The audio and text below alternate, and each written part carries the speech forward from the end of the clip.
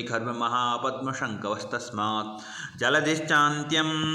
जलधिश्चान्त्यं मध्यम परार्धमिति दशगुणोत्तरा संज्ञा संख्याया स्थानानां व्यवहारार्थं कृता पूर्वैः।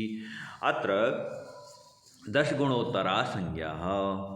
देखिए प्रत्येक में 10 गुणोत्तरा इत्युक्ते 10 से गुण हो जाएगा, दशमलव पद्धति से 0 से 1 शून्य बढ़ती जाएगी 10 गुणा। जैसे एक में पुनः 10 जोड़ा तो 10 में पुनः 10 जोड़ेंगे, 10 गुणा करेंगे तो 100 में पुनः 10 से गुणा करेंगे तो 1000 में पुनः 10 से गुणा करेंगे तो 10,000 को इसको कहेंगे अयुतम, और 10,000 में पुनः 10 से गुणा करेंगे तो लक्ष्यम को लाख कहते हैं हिंदी में।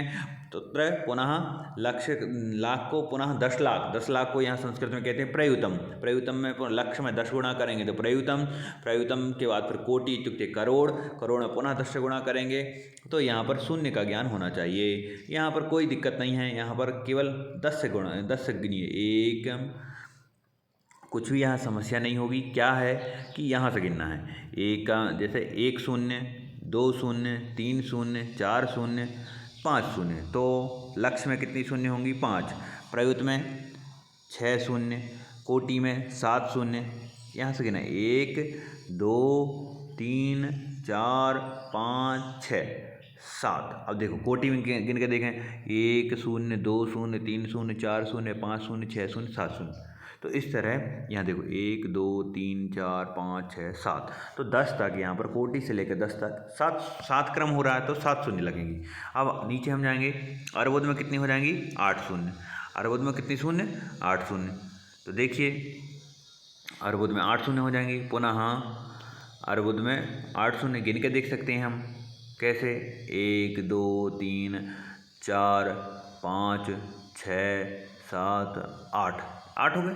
फिर अब जो में 9 हो जाएंगी, 1 2 3 4 5 6 7 8 9, इस तरह। पुनः खर्ब में 10 शून्य, 1 2 3 4 5 6 7 8 9 10, इस तरह 10 शून्य। तरी अग्रे खर्व के बाद क्या है, खर्व को खरब कहेंगे, ठीक है। पुनः निखर्व, पुनः निखर्व, निखर्व में कितनी शून्य हो जाएंगी, अत्र एकादश 11, 1 2 3 4 5 6 7 8 9 10 एकादश। पुनः महापद में इत्यत्र 12 शून्य, क्योंकि अत्र पुनः 10 संख्या गुण्यते, निखर्वम, निखर्व को 10 से गुणा करेंगे तो महापद में की संख्या आ जाएगी। 1 2 3 4 5 6 7 8 9 10 एकादश 12। यहाँ पर भी शंकु में भी 13 शून्य आ जाएंगी। पुनः जलधि में भी 14, यहाँ पर 15, यहाँ पर 16, यहाँ पर 17। परार्ध में गिन के देखते हैं तो 1 2 3 4 5 6 7 8 9 10 11 12 13 14 15 16, तो 16 हो गई। इसको और आगे सर 17, यहाँ पर इसकी 17 शून्य हो जाएंगी, ये 17वीं शून्य हो जाएगी, ठीक है। ये पूरी की पूरी एक बार आप गिन के देखें, ये 17 शून्य हैं। वीडियो को म्यूट करें और इसके वीडियो को रोक करके फिर एक बार आप देख सकते हैं। इस प्रकार यहाँ पर 10 गुणोत्तरा संज्ञा के द्वारा 10 से गुणा करने के बाद यहाँ पर संज्ञाएँ होती हैं, संख्याओं के स्थान होते हैं।